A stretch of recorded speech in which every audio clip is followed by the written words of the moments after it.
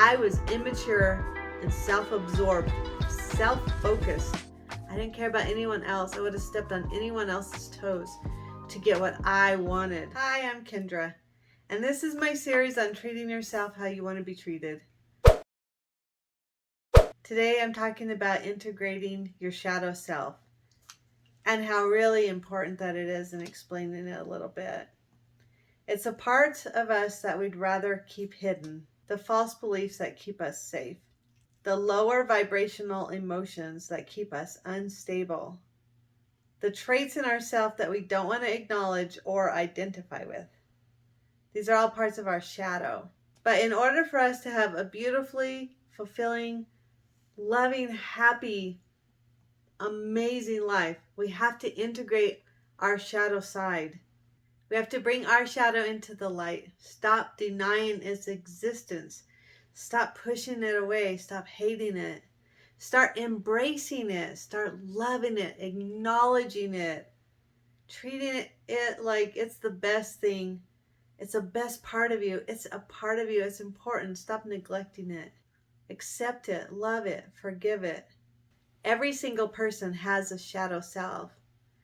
And something that I do when I want to be able to love and forgive and stop wanting revenge on another person is I try and put myself in kind of like in their place. I try and look at things that I've done in my past that are similar to the things that they have done to me. This is called insane empathy. And what it does is it lets me look at things that I have done, and I have done some shady stuff in my past, and I'll admit it. I look at those things that were similar to what's been done to me, and it sheds light. It helps me see what motivated me to do that, why I did it.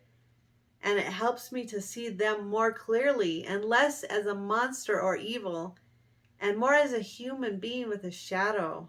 Take, for instance, if a person, like a low vibrational person, someone people call narcissist, betray you, you ask yourself, did that person ever even love me? Why did that person even marry me? Was our whole relationship a lie? After getting over the initial shock of everything, take some time alone and search. Did I ever do something like that? Can I see parts of my past, things that I did similarly? Can I understand why I did that to someone else? Maybe that can shed some light, real eye opener to see why this person did this to me. Then when I can see, okay, it makes more sense to me. It helps me bring peace to myself when I understand them better. It answers my questions. It's very helpful for me. I really like to do it. It brings a lot of answers. Like the times I wanted everything to go my way because it made me feel safe. Oftentimes, false beliefs and negative emotions, we keep them there because they make us feel safe. When I was really controlling in some situations, it wasn't because I wanted to hurt people or I didn't love them or I wanted to put them down or anything like that. It was because I wanted to make everything perfect and okay, so I felt okay and safe. I was immature and self-absorbed, self-focused. I didn't care about anyone else. I would have stepped on anyone else's toes to get what I wanted. But what happened is it just made people not want to be around me. And I'm a really social person. So luckily, I'm so social that I worked on that a long time ago because I want to be around people. So I don't want to push people away. And it's similar with a person who's low vibrational. When you crave intimacy with a person who's low vibrational, but they keep pushing you away, it's because they don't feel safe with you. And no matter what you do or what you say to them, nothing is going to make them feel safe until they explore their own dark side, their own shadow. The process of shadow work is always to bring to the surface the original root issue, brings up all of the original emotions and feelings that happened as though it happened for you in the first place, to bring up the things that make you act the way that you are acting now. And it's painful, believe me, to fully feel these feelings again, to shed light on them. I mean, we put them away in the shadows, in the dark side, for a reason. We didn't want to feel that feeling again. It hurts a lot, and you're going to have to bring it back up, and basically you're going to feel those emotions again, just like it happened back then. But this will take away its power. You're integrating a part of yourself that you used to neglect and ignore because it didn't feel safe or good for you. But once you start to confront it, see it, weed through it, it's not as bad as you thought, and you can start loving it and integrating it, which is what's going to bring you to total fulfilling life. What's going to bring you relationships that are harmonious into your life again, instead of distorted relationships that hurt. So other people who act horrible towards you are not evil. They really are just people who have not faced their shadow, who haven't dealt with it at all. They're trying to mask it. They think that that works, but it doesn't. They wear a mask. They're deceitful because they're so full of guilt and shame as to what's deep inside of them. They're trying to hide it from the world because they don't want anyone to ever see it. They don't want it to ever be exposed. I have heard an interview with a serial murderer. I can't remember which one right now. But he talked about his crimes in the third person because he couldn't identify with these horrible, heinous acts of violence that he had enacted on other people, but he couldn't identify with them, so he talked about himself as though it was another person. Only through intense exposure of the shadow can we integrate the shadow into our whole being. We are becoming whole, how we're supposed to be, what we came here to be. Loving, kind, compassionate, people with wonderful relationships, with totally fulfilling lives.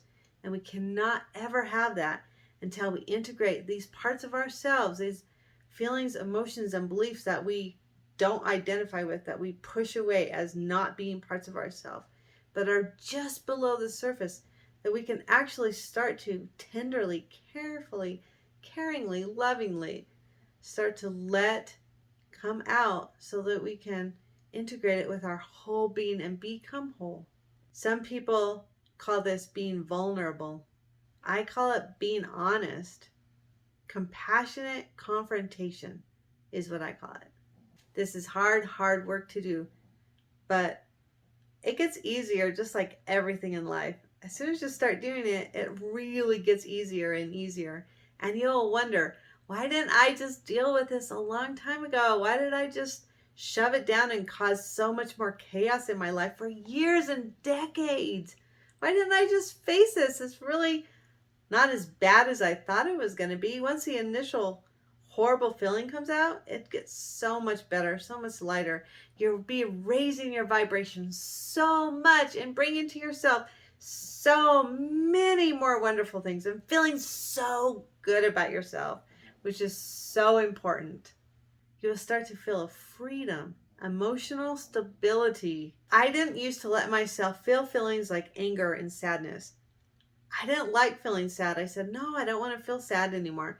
I felt it so much in my younger childhood. I don't want to feel those feelings anymore. So I pushed them away. I shoved them down inside. And honestly, I didn't like anyone around me, my children, my family, my friends, my neighbors. I didn't want anyone to feel these bad feelings around me. I did everything in my power to keep everyone from feeling sad or angry all the time.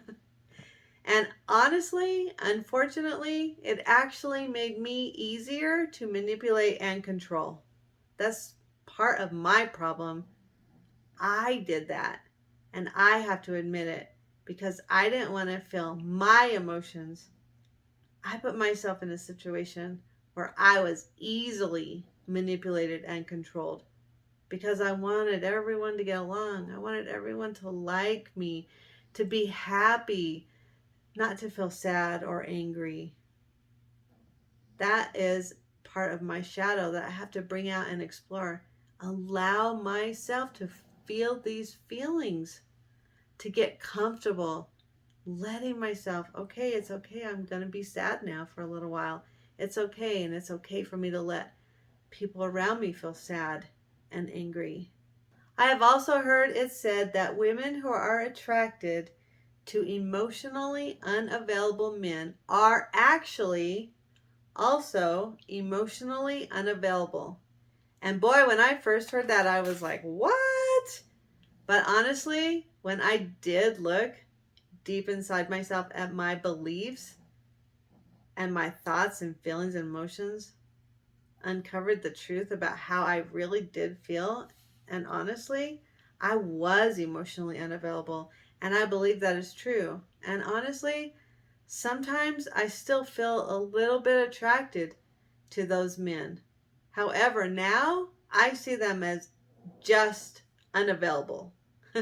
They can't articulate or communicate.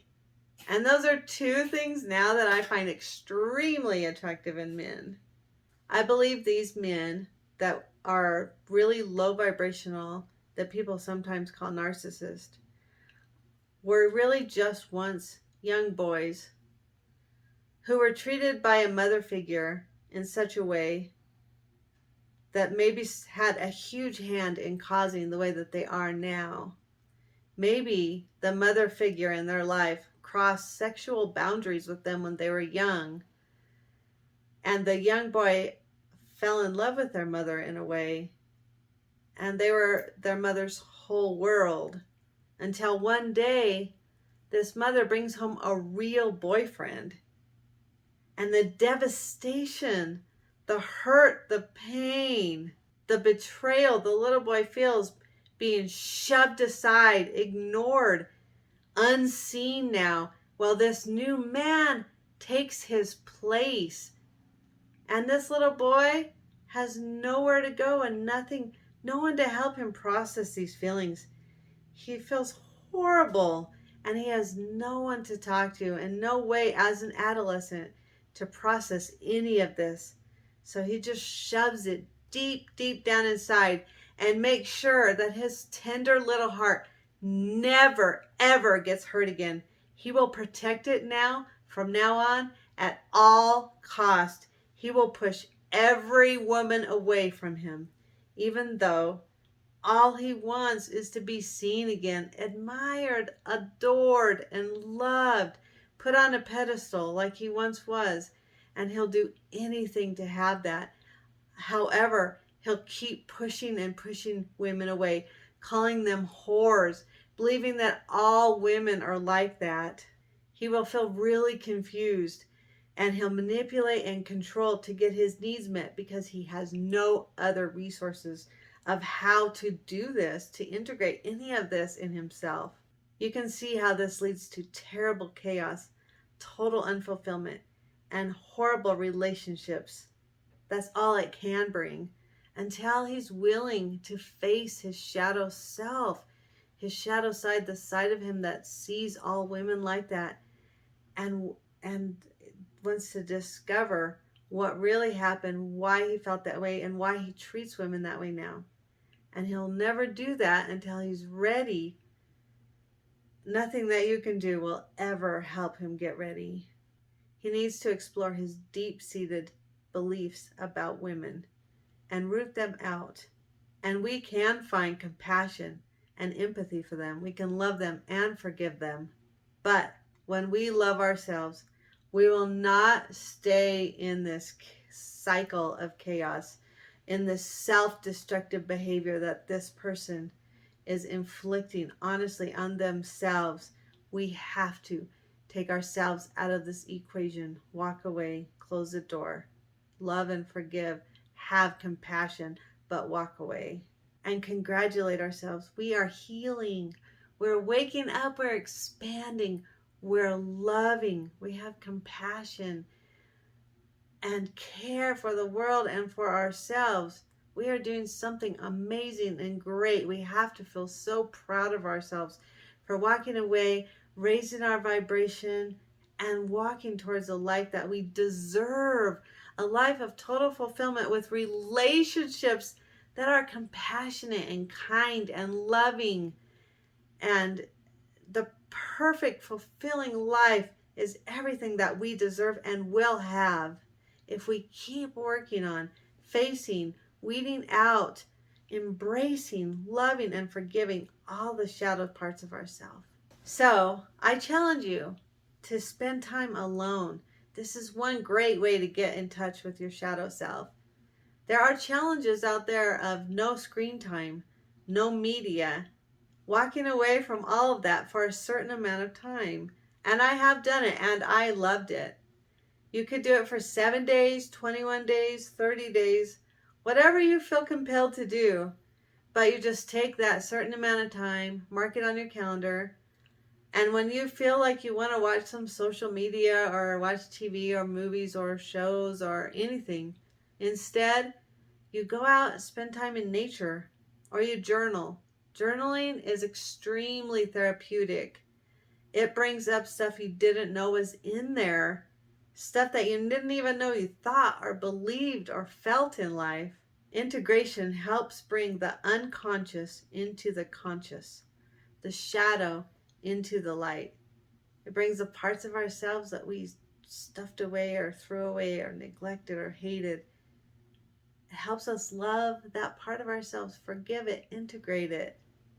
We can become prosperous and abundant as soon as we become whole.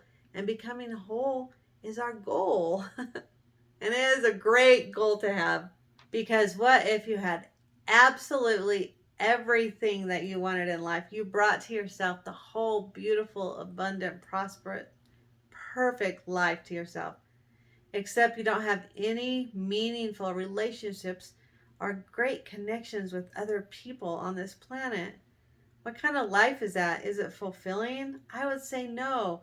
I would say to have a lovely, fulfilling, beautiful, harmonious, prosperous, and abundant life, we absolutely have to have connections and relationships, harmonious, beautiful, fun, carefree, happy relationships with other human beings on this planet. And we cannot get close to other people until we start looking at our shadow and weeding out this stuff that we don't believe anymore, that we don't have to believe anymore, that don't have to be part of us anymore. And then, and only then, can we integrate every part of ourselves so we're whole. And we can bring into ourselves relationships with other people who are also whole. And we can have the most amazing experiences in life. And that's what we're after, is these experiences, this total fulfillment in our life. So let's do this. Thank you.